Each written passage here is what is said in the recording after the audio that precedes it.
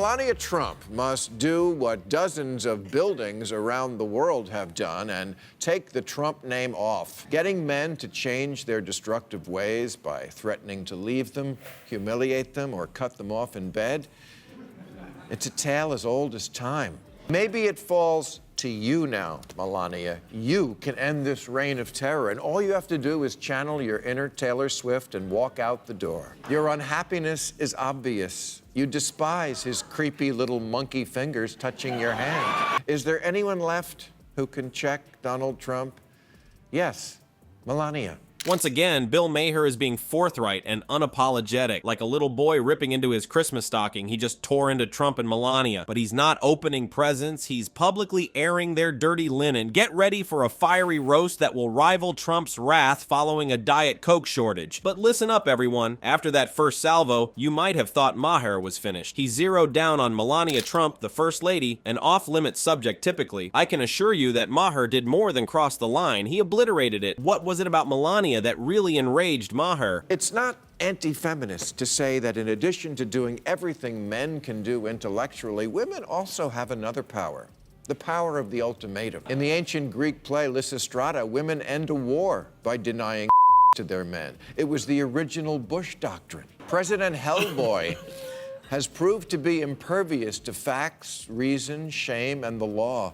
But maybe if you left him for another man, especially if that man was Mexican. Her obvious dissatisfaction in her role as First Lady seems to have irritated him. He doesn't believe the stand by your man rhetoric. Actually, he believes Melania has more influence than she admits. Listen up. Maher actually likened Melania to a drama from classical Greece. Indeed, what you heard was accurate. In his opinion, she may destroy Trump's administration by, get this, refusing him bedroom action, just like Lysistrata. That was quite an underhanded blow. Be patient, things will improve. The suggestion that Melania should leave Trump wasn't the only thing Maher said. Alas, he felt compelled to escalate the situation further. He pointed out, and I quote, "You despised his creepy little monkey fingers touching your hand, so kick him to the curb? That hurts, Donald, that must hurt. Keep your hats on if you thought that was hard." Maher unleashed his full savagery when he said Melania should dump Trump for a Mexican man. What would Trump's expression be like in the situation? I take assuming Maher thinks Trump would implode on his own if doing so. This is an excellent political plan. However, Maher had more work to do. He played matchmaker and put Melania in a relationship with Jerry Hall, the wife of Rupert Murdoch, an unexpected ally. They seem like the perfect superhero team. Toss his boxy clown suits on the front lawn. Just tell him, I'm leaving you and I'm taking our child. He would be stunned.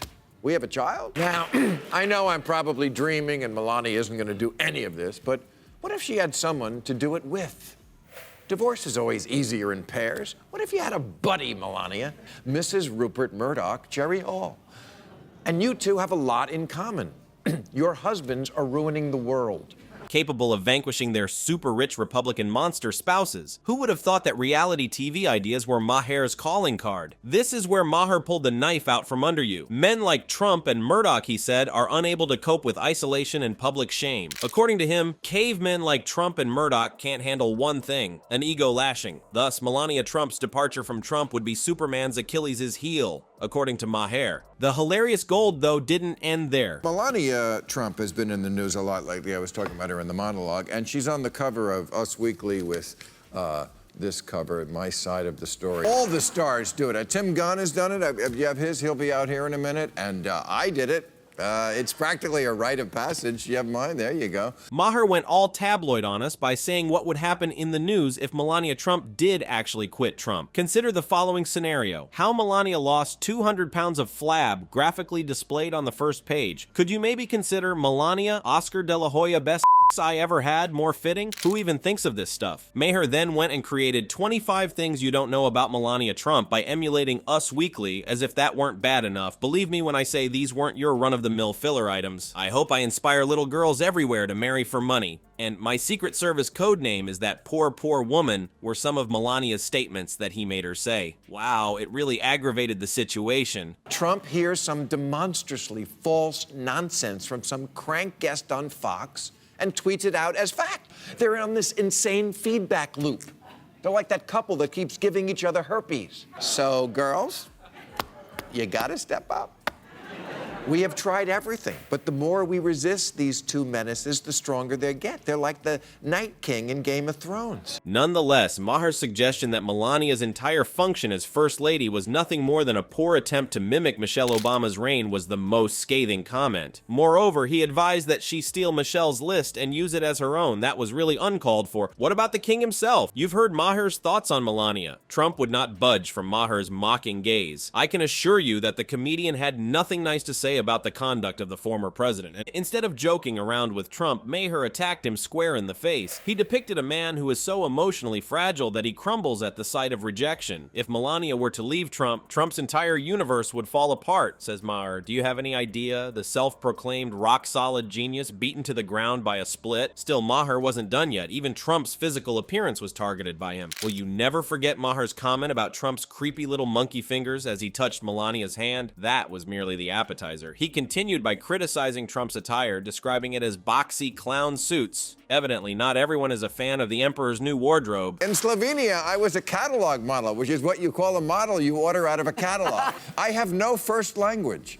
I hope I inspire little girls everywhere to marry for money. Then there's Trump's ego to consider. It was Maher's contention that Trump would be totally bereft without Melania's support. He playfully asked Trump, "We have a child," in a way that would shock the president. Wow, what a painful burn. It's as if Maher is claiming that Trump is so egotistical that he loses track of his own relatives. But the most shocking part, while discussing Trump, Maher brought up another divisive figure, Rupert Murdoch. According to him, these two are to blame for all the issues in the world. Do you think it's real? Two individuals, seemingly with the world's destiny hanging in the balance. Plus, they're both Republican, filthy rich, and horrible, according to Maher. Regarding Trump's connection with the media, Maher was equally forthright. The former president, he said, is so gullible that a few encouraging words from Fox News may alter his entire disposition. This was in reference to Trump's alleged obsession with the network. Like a weather vane, Trump spins in the direction that Fox News takes him. However, Maher's analysis of Trump's marital history was arguably the most scathing aspect of the roast. He made the joke, "Wives don't leave you, you leave them," as if to suggest that Trump feels helpless when he is the one ditched. Maher seems to be implying that Trump's fragile ego necessitates that he take the lead in ending things in order to preserve face. Your unhappiness is obvious. You despise his creepy little monkey fingers touching your hand. So kick him to the curb. Slap away that hand for good.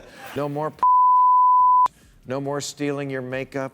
And as if that weren't bad enough, Maher revealed the bombshell that Melania Trump's departure from Trump may put a stop to his reign of terror. Do you have any idea? The thought that a single woman could topple the powerful Trump empire. Melania is the unexpected heroine in this political fairy tale. What followed Maher's comic bombshell on the Trumps? Did Trump and Melania simply give in and accept it? Holy cow, no amount of turning the other cheek can ever satisfy the Trumps. When confronted, these two seem like a couple of injured animals ready to attack. Surely they can't respond to every little jab, right? You could be thinking, the Trumps make everything possible, so fasten your seatbelts, sweetie. Keep in mind that this is the identical man who argued with an adolescent on Twitter about who should be named Time Person of the Year. Oh, absolutely. Then what gives? Are they still not responding? Currently, there has been no news coming out of Camp Trump. Be not deceived by the seeming lack of sound. We all know that Trump enjoys causing chaos, so this is like the quiet before the storm. Yes, Trump isn't exactly renowned for having a thick skin. He's more akin to an orange balloon. All it takes is a small nick for him to burst. Then why is he being silent? Perhaps he is preparing something particularly fiery for his upcoming rally. Every time I look at my husband, I'm reminded of the Slovenian national dish.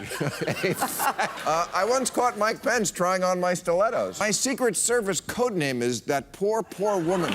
On the other hand, perhaps he is preoccupied about avoiding suspension from Truth Social. Where does Melania fit in? Her regular level of vocalization is comparable to that of a library mime, but what if? Perhaps someone was deeply hurt by Maher's zinger about her plagiarizing Michelle Obama's homework. It is possible that she may finally speak out by delivering another plagiarized speech. Perhaps she will rethink the White House's holiday decor. I mean, come on. What says I'm mad more than crimson trees? The worst part, though, is what would happen if they followed Maher's suggestion. Picture this. You open your newsfeed and see Melania dumps Trump. What a surprising turn of events. The internet would crash if only memes were posted. Truthing about fake news would be retweeted by Trump faster than you can say Kovfefe. Imagine for a moment that they do reply. What consequences might we expect? His loyal followers will devour Trump's infamous tirades like there's no tomorrow. They'll be demanding Maher's beheaded body served with freedom fries. Where do the other people fall? It'll be as if Santa Claus showed up early. The late-night hosts will be swarming to join the fun. There will be extra work for the SNL writers. It's going to be hilarious, everyone. What if they remain silent? That opens up a completely new can of worms. Supporters of Trump may begin to question whether their courageous leader has become emotionally distant. Cavemen like Trump and Murdoch can't handle one thing: